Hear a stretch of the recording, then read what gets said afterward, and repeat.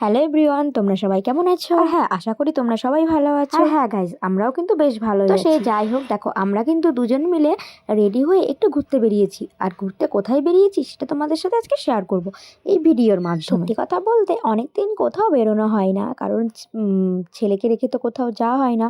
ও তো ছোট অনেকটা। তো রাত্রিবেলা ও ঘুমিয়ে পড়েছে, তার জন্য তোমাদের দাদাভাই বললো চল আমরা দুজন মিলে একটু কোথাও থেকে ঘুরে আসি।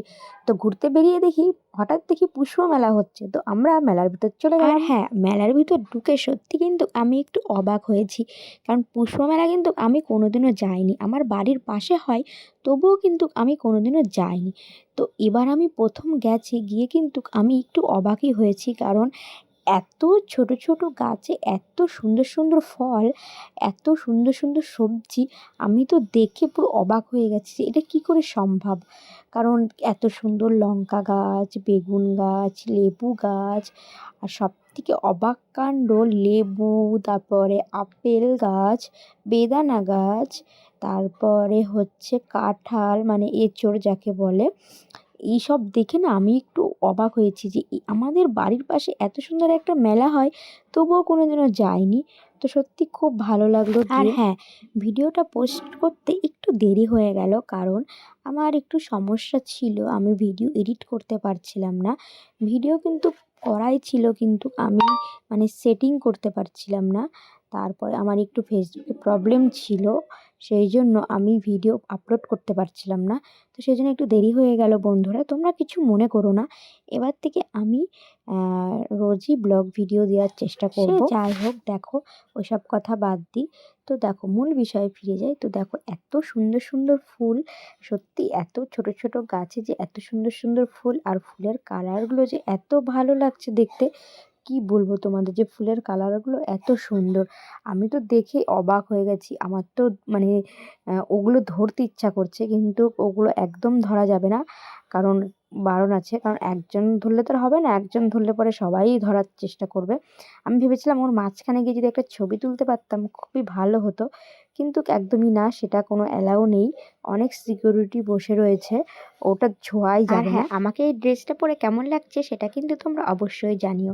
আর দেখো এদিকে কিন্তু ফাংশন হচ্ছে, সুন্দর গান হচ্ছে, গান শুনতে কিন্তু বেশ ভালোই লাগছে। আর দেখো লাইটিংগুলো এত ভালো করেছে, কি বলবো তোমাদেরকে। আর আজকে কোন শিল্পী এসেছে সেটা তোমাদের সাথে শেয়ার করব। আর হ্যাঁ, তোমরা কি দেখে বুঝতে পারছো এটা কোন শিল্পী গান করছে? তোমরা কি চিনতে পারছো এই শিল্পীকে? ইনি কিন্তু খুব নামি দামি শিল্পী, বিখ্যাত একটা শিল্পী নিয়ে এসেছে সত্যি। আর গানের গলাটা এত ভালো লাগছে, কি বলবো তোমাদেরকে। তোমরা হয়তো গানটা শুনলে পরে বুঝতে পারতে যে কে এটা। তো তোমরা তো মানে শুনতে পারছো না, তো আমি তোমাদেরকে গানটা শোনাচ্ছি কী গান এটা। আর দেখো লেখাও দিয়ে দিয়েছে কী গান।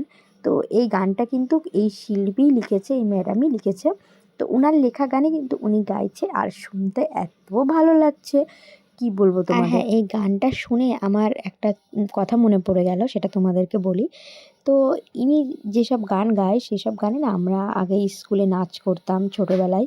ওই যে ধাদিনা নাদিনা নাদিনা নাদিনা ভোরের দরজা হাক, এই গানটা, তারপরে আই আই কে যাবি, আই কে মন হারাবি, এইসব গানে কিন্তু আমরা আগে খুব নাচ করতাম, খুব ভালো লাগতো। তো সেই সব গান আজকে শুনলাম, শুনে পুরনো স্মৃতিগুলো মনে পড়ে গেল। আরও অনেক কিছু মনে পড়ে গেল, সেগুলো তো সব কিছু তোমাদেরকে বলা সম্ভব না। তো দেখো এখন কিন্তু অনুষ্ঠান শেষ হয়ে গেছে, কারণ 10:30টার সময় শেষ করে দিয়েছে অনুষ্ঠান, কারণ বেশিক্ষণ রাখবে না। তো সেই জন্য এখন পুরো ফাঁকা, সবাই চলে যাচ্ছে।